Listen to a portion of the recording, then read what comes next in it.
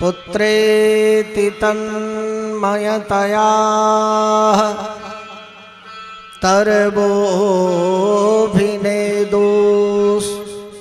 त्वं सर्वभूतहृदयं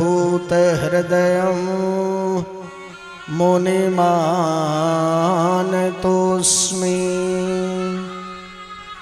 नारायणं नमस्कृत्य नरं चैव नरोत्तमं देवीं सरस्वतीं व्यासं ततो जयमुदीरये। गुरुर्ब्रह्मा गुरुर्विष्णु गुरुर्देवो महेश्वरा गुरु साक्षात् परब्रह्मा तस्मै श्री गुरुवे नमः। बोलिए सतगुरुदेव भगवान की जय। गंगा महारानी की जय। जगत जननी यज्ञेश्वरी गौ माता की जय। जय जय श्री राधे। आइए इस पुनीत पावन ज्येष्ठ मास शुक्ल पक्ष में मां गंगा के पावन पुलिन पर श्रीमद् भागवत भक्ति ज्ञान यज्ञ का भव्य और दिव्य आयोजन ये सालासर हनुमान मंदिर बालक स्वामी जी प्रातः स्मरणीय संत श्री 1008 केशवाचार्य जी महाराज के पावन धाम में हे नाथ नारायण वासुदेवा श्री कृष्ण गोविंद हरे मुरारे। हे नाथ नारायण वासुदेवा। पितृमाते स्वामी सखा हमारे। पितृमाते स्वामी सखा हमारे। हे नाथ नारायण वासुदेवा। श्री कृष्ण गोविंद हरे मुरारे। हे नाथ नारायण वासुदेवा। माता यशोदा हर को जगाए। माता यशोदा हर को जगाए। जागो तो प्यारे नैन खोलो। जागो तो प्यारे नैन खोलो। हरे सखा गोप बुला रहे। हे नाथ नारायण वासुदेवा। कृष्ण गोविंद हरे मुरारे। हे नाथ नारायण वासुदेवा।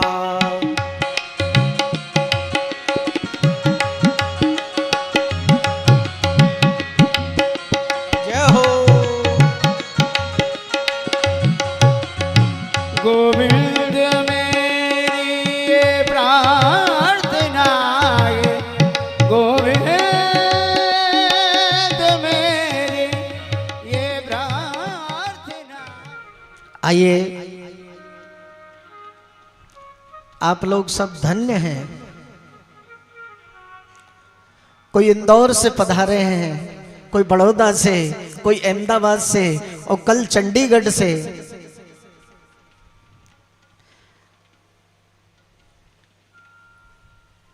ज्येष्ठ शुक्ल पक्ष महेश नवमी से हमारी कथा हम गंगा के पावन पुलिन से मंगलमय जल यात्रा लेकर के आए हैं। आज प्रथम दिवस है। प्रथम दिवस देवताओं का आवाहन होता है, पूजन होता है, स्थापन होता है। हे भगवान, न जाने कौन कौन से पुण्य हैं हमारे, जो हरिद्वार धाम में हम बैठ करके माँ गंगा के किनारे पर, ये वो क्षेत्र है जिसकी रज भी आपके चरणों में लग करके और मस्तक पे आ गई तो आपका जीवन धन्य हो जाएगा। सहजता, सजगता, सरलता, ये तीन चीजें हैं। ये जिस धरती पे बैठे हैं उसमें आज से ही गांठ बांध लेना, किसी को जल मिला किसी को नहीं मिला, तो ये तीर्थ में आदमी जब आता है तो सब सुध बुध खो करके और हरेर नामैव हरेर नामैव हरेर नामैव केवलम कलौ नास्तेव नास्तेव नास्तेव गतिरन्यथा। इंदौर से हमारे बीच में नवनियुक्त महापौर जी, माननीय लोकप्रिय पुष्पमित्र जी भार्गव के भी परिवार हमारे बीच में हैं। दीप्ति बहन बड़ौदा से हमारे बीच में हैं। लक्ष्मी नारायण जी कुक्षी से यहाँ आए थे, अभी किसी कारणवश वो चले गए हैं। मीठा जी, राजन जी एवं सभी हमारे बीच में आप आए हैं। शकुंतला बहन जो अभी वर्तमान में वहाँ पे बड़ौदा में पार्षद हैं। आइए सारी चीजों को भुला करके और इन 7 दिनों में मैं कहता हूं ठाकुर के हो जाओ, जीवन में यही कमाया। तो आइए श्रीमद् भागवत का महत्तम का पहला ही श्लोक से हम प्रारंभ करते हैं। श्री गणेशाय नमः। श्री सरस्वत्यै नमः। सच्चिदानंद रूपाय विश्वोत्पत्त्यादि हेतवे तापत्रय विनाशाय श्री कृष्णाय वयं नुमः। ये भगवान को जनाया गया है। कैसे हैं? सच्चिदानंद, सत चित आनंद। उनका रूप कैसा है, लावण्य कैसा है? सच्चिदानंद रूपाय विश्वोत्पत्त्यादि हेतवे। विश्व की उत्पत्ति, स्थिति, श्रृंगार, तापत्रय विनाशाय त्रिविध तापोपशमनार्थम, आध्यात्मिक, आदि दैविक, आदि भौतिक, जो तीनों तापों का समन करें, ऐसे भगवान श्री कृष्ण को आप और हम नमस्कार करते हैं। श्री कृष्णाय वयं नुमः। कथा के कथयता को प्रणाम किया है। यम प्रव्रजन्तमनुपेतमपेत कृत्यम द्वैपायनो विरह कातरया जुहावो पुत्रेति तन्मयतया तरवोभिनेदुस् त्वं सर्वभूत हृदयो मुनिमान तुस्मि। जिनका नाल छेदन भी नहीं हुआ, यम प्रव्रजन्तमनुपेतम अपेत कृत्यम, जो नाल को भी जनेऊ की तरह लपेट करके और जंगल में जा रहे हैं। पिता कह रहे हैं पुत्र रुक जाओ रुक जाओ। वृक्षों से आवाज आई, व्यास जी आपका पुत्र तन्मय हो गया है। अरे हम भी तो हमारे पुत्रों को जगत को देते हैं। तरवर फल नहीं खात है, सरवर पिए न पान। व्यास जी ने प्रणाम कर लिया, धन्य है। अगर मेरा पुत्र जगत की भलाई के लिए जाता है तो मेरा जीवन धन्य हो जाता है। ऐसे परमहंस चूड़ामणि सुखदेव जी महाराज को प्रणाम करते हैं। आइए अब श्रीमद् भागवत महात्म प्रारंभ होता है। नय में से सूतमासीन मभिवाद्य महामती कथामृत रसस्वादा कुशला सोन को ब्रवे। नैमिषारण्य की पावन पुनीत पवित्र भूमि में 88,000 ऋषि बैठे और यहाँ देवभूमि उत्तराखंड की हरिद्वार में पावन पुलिन पर आप बैठे हैं। नैम से निमिष क्षेत्रे, इसका नाम नैमिषारण्य क्यों पड़ा? ये ऋषि नैमिषारण्य क्यों गए? 88,000 ऋषि ब्रह्मा जी की चरण शरण में गए हैं और हाथ जोड़ के कहने लगे हैं, प्रभु हमारे लिए सत्संग के लिए जगह बताइए। ब्रह्मा जी ने कहा, हे ऋषियों, ये मैं चक्र को छोड़ता हूं और ये इसकी धार जहां गिरेगी उस जगह पर तुम ज्ञान यज्ञ करो। चक्र को छोड़ा है ब्रह्मा जी ने और उसकी निमी जहां गिरी, उसकी धार गिरी, उसका नाम नैमिषारण्य बन गया। गोमती नदी का किनारा है, चक्र तीर्थ है, ऐसे स्थान पे 88,000 ऋषि बैठे। शीतल मंद सुगंध समीर बह रही है। बाबा तुलसी कहते हैं, अरे बिन सत्संग विवेक न होई, बिन सत्संग विवेक न होई, राम कृपा बिन सुलभ न सोई, राम कृपा बिन सुलभ न सोई, बिन सत्संग विवेक न होई, बिन सत्संग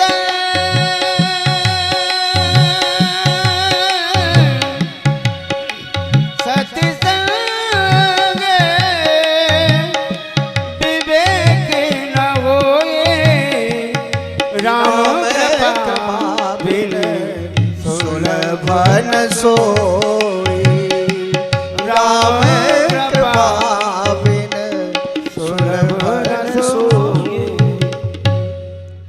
बिन सत्संग विवेक न होई। अच्छा, सत्संग किसे कहते हैं? सत्य का संग करो, यही सत्संग है। बिन सत्संग विवेक न होई। तुलसीदास जी ने गूढ़ रहस्य में क्या कहा है? अरे बिना सत्संग के तो विवेक नहीं होता, पर बिना राम जी की कृपा के ये सत्संग नहीं मिलता। ये जीवन कृपा के बिना अधूरा है। ऋषि कहने लगे, भगवान हे नारायण, अज्ञान ध्वांत विध्वंसा, कोटि सूर्य समप्रभा, सूताक्षाई कथा सारम मम कर्ण रसायनो। हे भगवान, हमारा जीवन अज्ञान रूपी अंधकार से भर गया है। अरे जगत के अंधकार को तो सूर्य नारायण भगवान भस्म कर सकते हैं, लेकिन हमारा अंदर का अंधकार कब नष्ट होगा? अज्ञान ध्वांत विध्वंसा, ये हमारा अंधकार कौन सा है? अज्ञान रूपी। हम अज्ञान में जी रहे हैं। ये मेरा है, ये तेरा है। अरे ना तेरा है ना मेरा है, ये तो रैन बसेरा है। हाथ जोड़ करके कहने लगे, हे भगवान, ये जगत के अंधकार को तो भुवन भास्कर सूर्य नारायण नष्ट कर सकता है, लेकिन अंदर के अंधकार को कौन करेगा? ब्रह्मा बाबा कह रहे हैं, ऋषियों क्या कह रहे हो? बोले, ई है घोरे कलौ पापौ जीवस्ता सुरचागता। अरे जीव की बुद्धि मंद हो गई है। मंदा सुमंद मतयो मंद भाग्य हुत्रता। उसकी बुद्धि तो कुंठित हो ही गई है, उसका भाग्य भी सो गया है। बड़े बड़े संत कहते हैं, ये जीवन मिला है तो सोना नहीं, खड़े हो, चलो, चरई बहती, चरई बहती, चरई बहती। चलना ही जीवन है और रुकना ही, जैसे जल की धारा गंगोत्री से चल करके जब आती है सतत धारा, तो पहाड़ों के छाती को चीरती हुई, कलकल कल्लोद नहीं करती हुई, और गंगा महारानी जब बहती है तो छोटे मोटे करकट खजूड़े को बहा करके ले जाती है। और जब वो पानी रुक जाता है तो रुक गया, माइन मैला हो गया।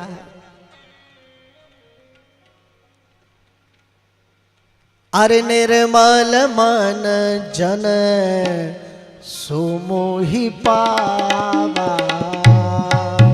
मन जन सुमोहि पावा।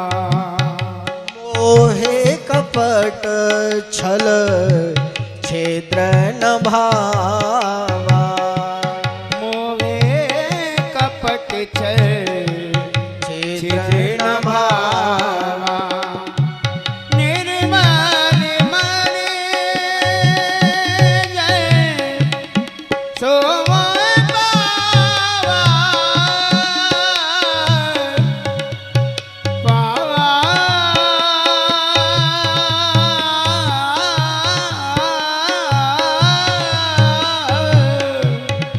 मोहि कपट छल छेद्र न भावा,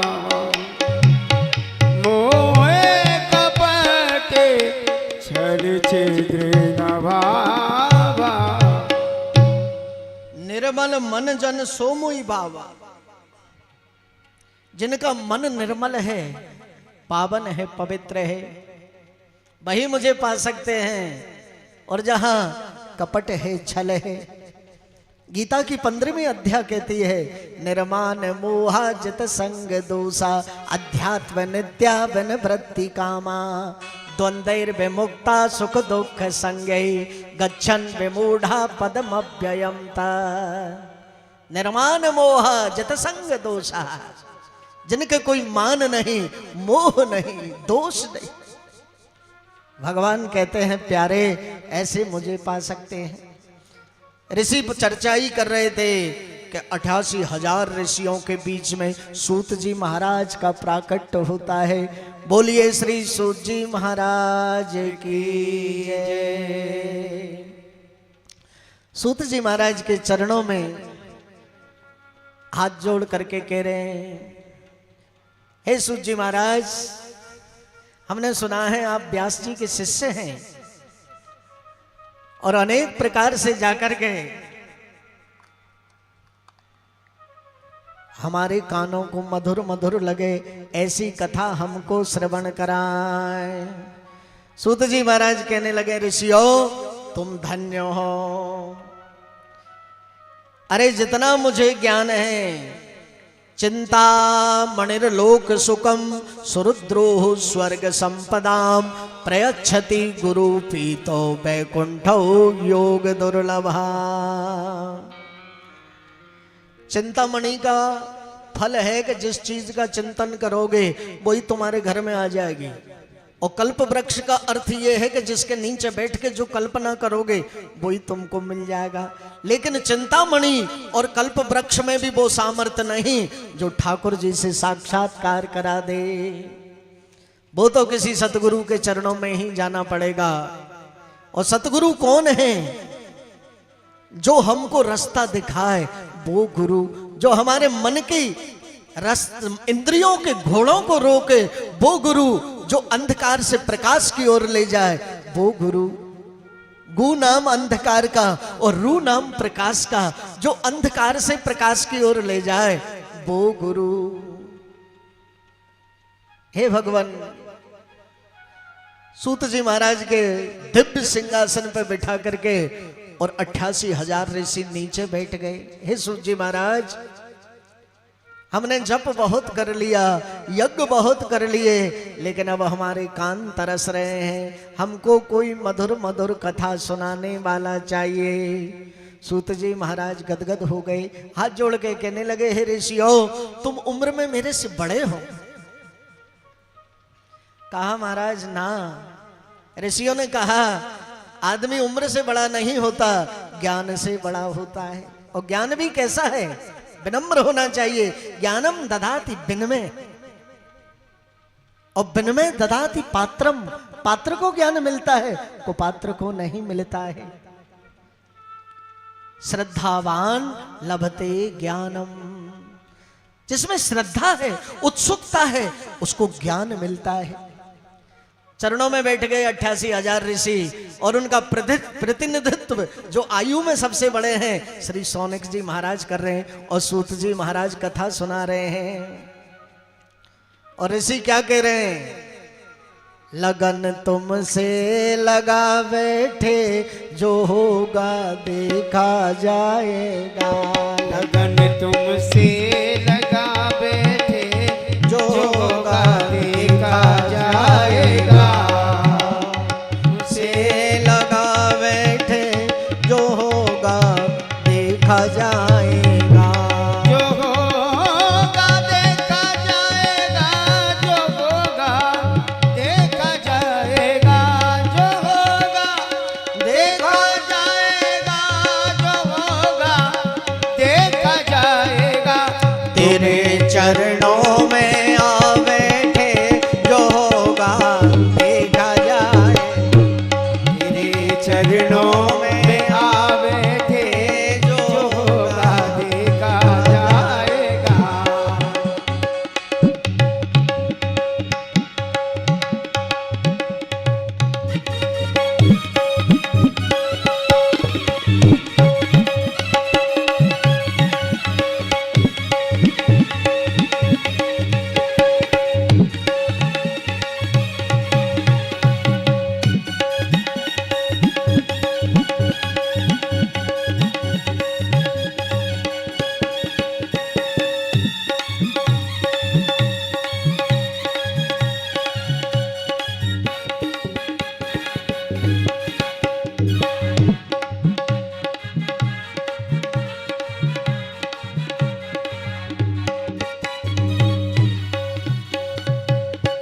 कभी सपनों में आ जाना, कभी रूपों से हो जाना।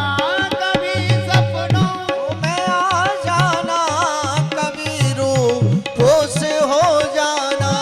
कभी सपनों में आ जाना, कभी रूपों से हो जाना, कभी रूपों से हो जाना।